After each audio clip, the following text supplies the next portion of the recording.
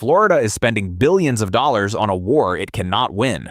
Every year, an army of engineers and politicians pour concrete and promise safety to 22 million people living on a peninsula that is slowly, unstoppably being reclaimed by the sea.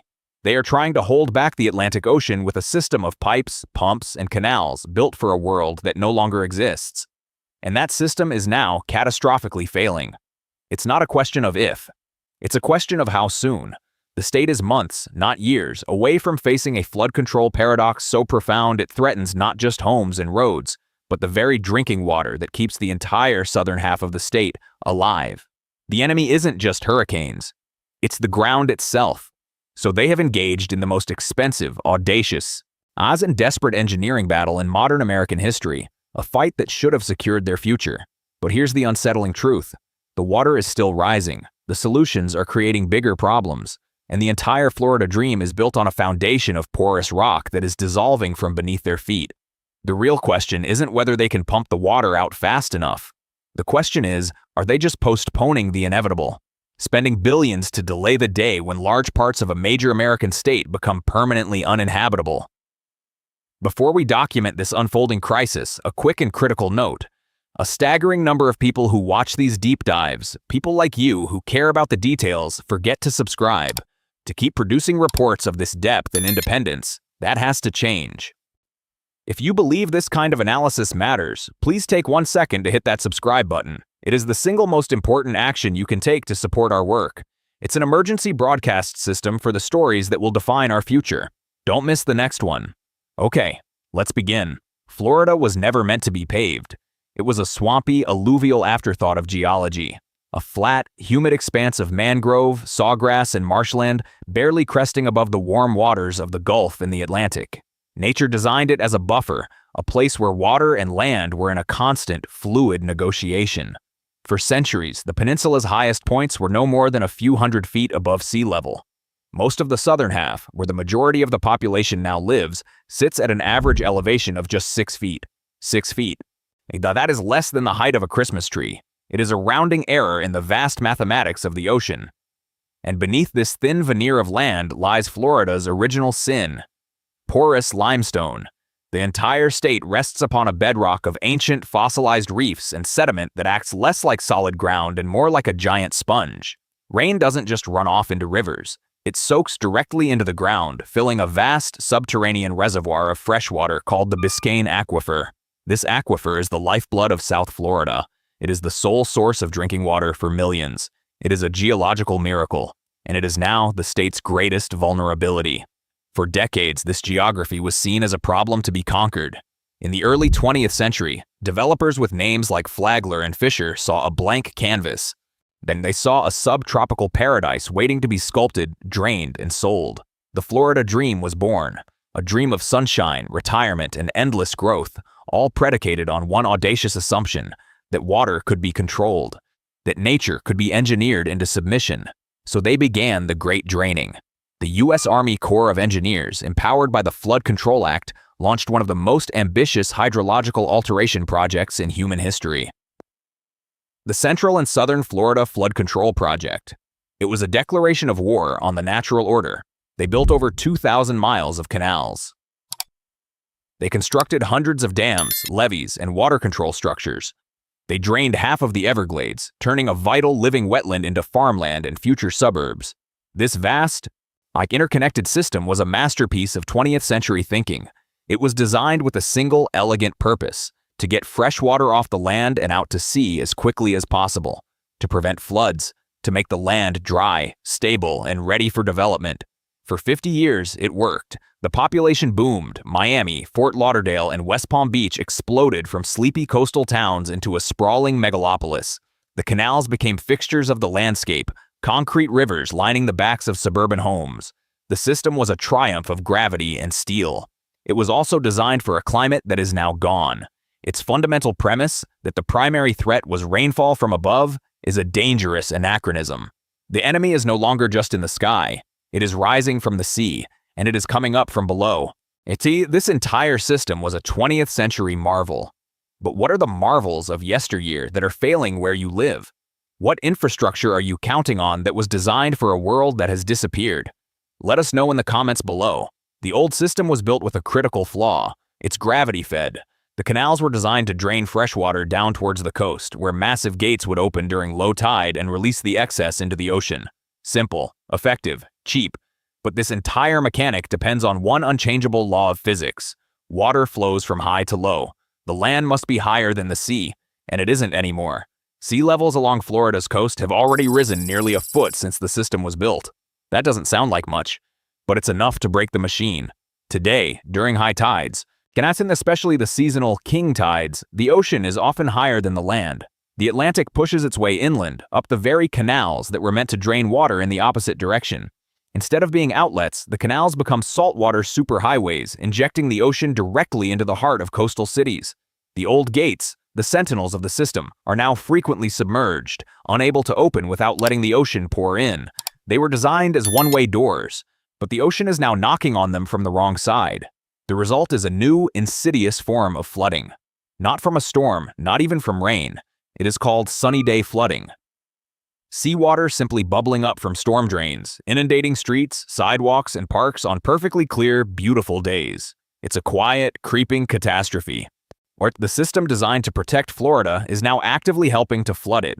The city of Miami Beach, a low-lying barrier island and the poster child for this crisis, saw the writing on the wall first. By the early 2000s, sunny day flooding had become a routine, economy-disrupting nuisance. Tourists were wading through saltwater to get to luxury boutiques on Alton Road. Residents were learning to plan their commutes around the tide charts. The city knew it could not rely on the old, failing county-level system. It had to build its way out. Something had to be pumped. The plan was a dramatic escalation, a brute force countermeasure against the physics of a rising ocean. Instead of relying on gravity, Miami Beach would fight back with pure horsepower. They embarked on a $650 million program to install a network of massive new pump stations. These aren't just pumps, they are industrial-scale behemoths. Each station houses multiple Archimedes screws or powerful submersible pumps capable of moving tens of thousands of gallons of water per minute. The largest of these stations can drain an Olympic-sized swimming pool in less than a minute. The logic is simple. When the streets flood, the pumps kick on, suck the water up, and forcibly discharge it into Biscayne Bay. It is a direct, expensive, and desperate fight against a relentless foe. Construction is a logistical nightmare. Crews have to dig up major thoroughfares, rerouting traffic and utilities in one of the most densely populated, high-value real estate markets on the planet. They install enormous new drainage pipes, sometimes 5 feet in diameter, beneath roads that were never designed to hold them. They build monolithic concrete pump houses designed to withstand hurricane-force winds and storm surge, and fill them with millions of dollars in customized electrical and mechanical equipment. It is a massive, disruptive, and incredibly loud process. It is the sound of a city refusing to surrender. The stations work. During high tides and heavy rain events, the pumps switch on, and streets that would have been underwater for hours or days are now clear in a fraction of the time. It is a tangible, visible success, an engineering victory. The scale of this fight is staggering. If you agree, hit the like button. And if you have family in Florida or any coastal area, share this with them. This isn't just news, it's a critical warning. This is a story about the changing relationship between civilization and the sea, and it affects everyone on the coast. But it has created an entirely new set of problems. The first is pollution. The water being pumped off the streets is not clean.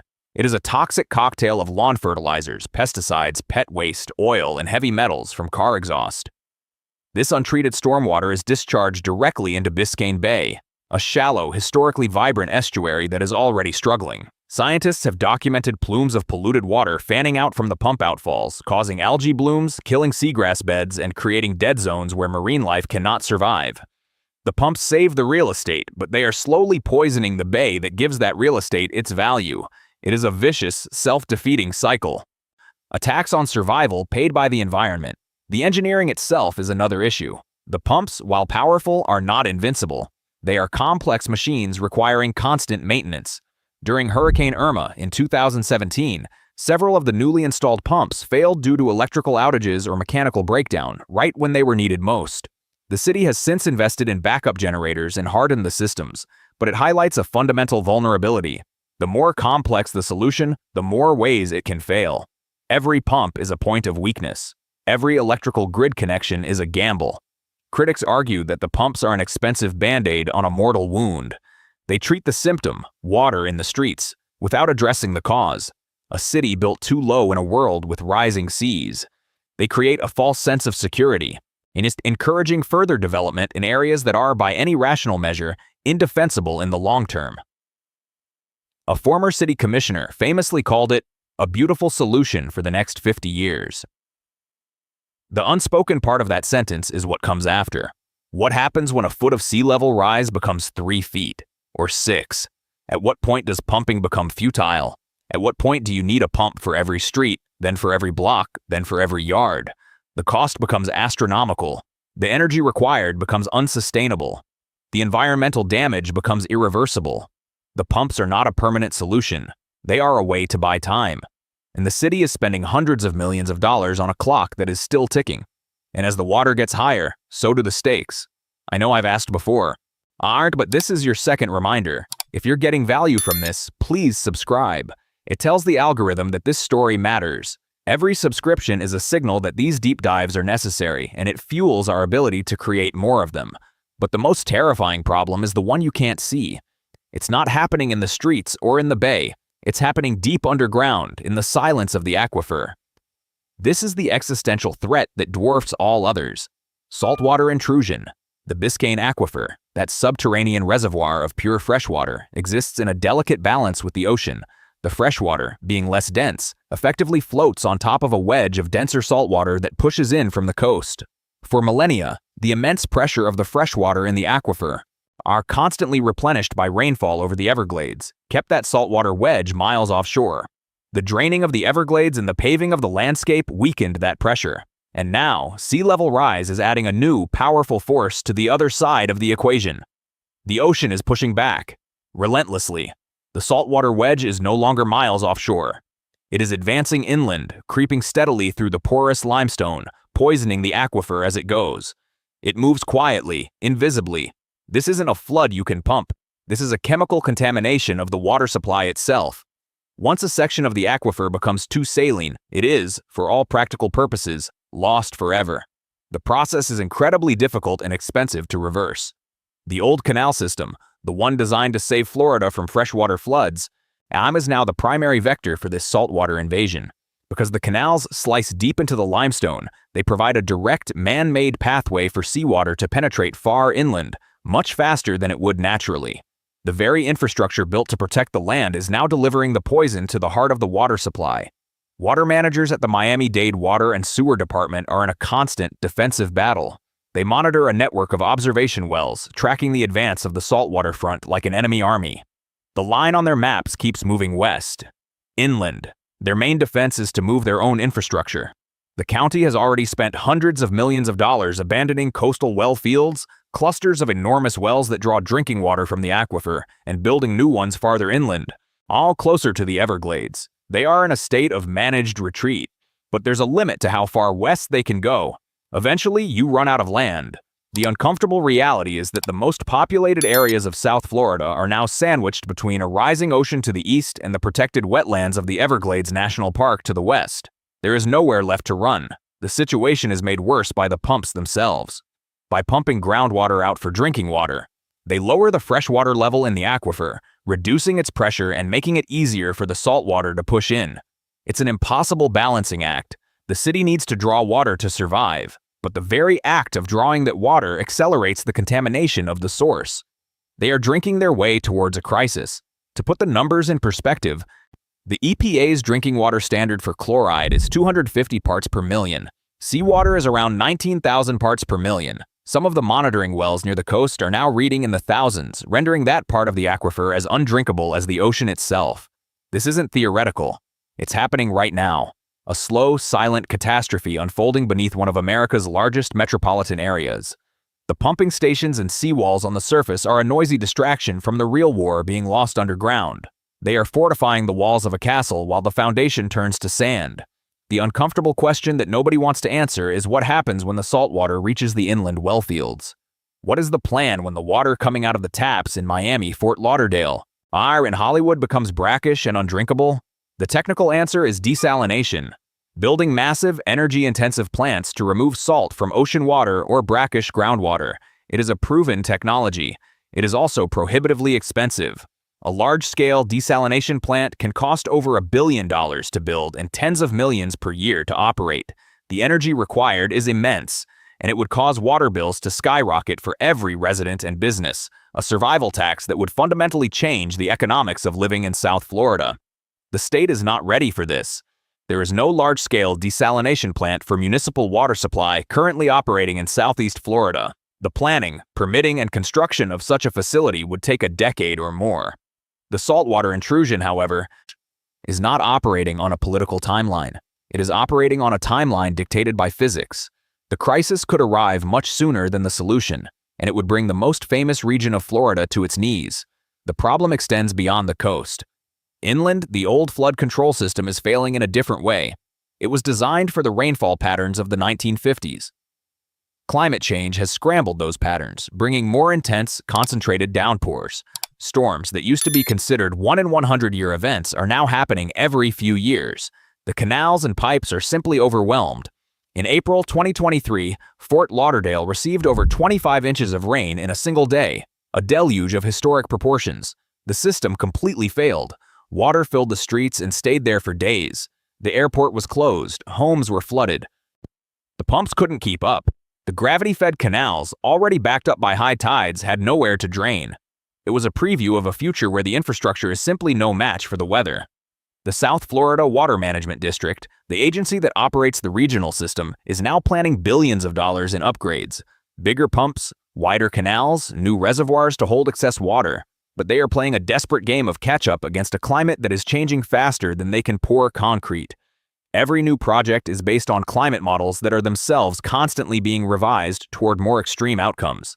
They are engineering for a future that is a moving target. It is a problem of scale and time. Florida is too flat, the ground too porous, the ocean too powerful. The engineering solutions,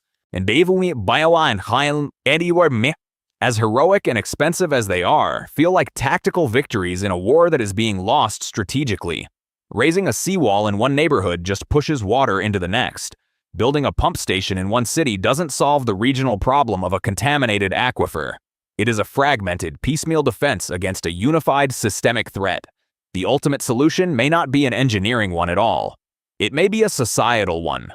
A conversation that is almost politically impossible to have in a state built on the promise of endless growth, strategic retreat. The idea that some areas may simply be too vulnerable, too expensive to defend, and that the only logical choice is to move away. The Dutch have a saying, God created the world, but the Dutch created the Netherlands. For centuries, they have been masters of holding back the sea. But even the Netherlands, a country with a deep, unified culture of water management, is now talking about making room for the river, of giving land back to the water. Florida has not yet begun to have that conversation. Its political and economic identity is inextricably linked to development, to selling a dream of waterfront living that is becoming a nightmare. As we face this uncertain future. Okay, last time I promise. But seriously, the subscribe button, it's right there. We're building a community of people who care about these difficult issues, and we need you to be a part of it. Click it now. It matters. The story of South Florida is not a cautionary tale for some distant future. It is a live documentary of a crisis happening in real time. The billions being spent are real. The pumps are real. The advancing saltwater is real. The city is fighting. It is innovating. It is refusing to die. But it is fighting a war against geology and climate change. It is holding the line on a battlefield that is slowly dissolving. The old system of canals has failed. The new system of pumps is a costly temporary reprieve. The unseen threat in the aquifer is the endgame.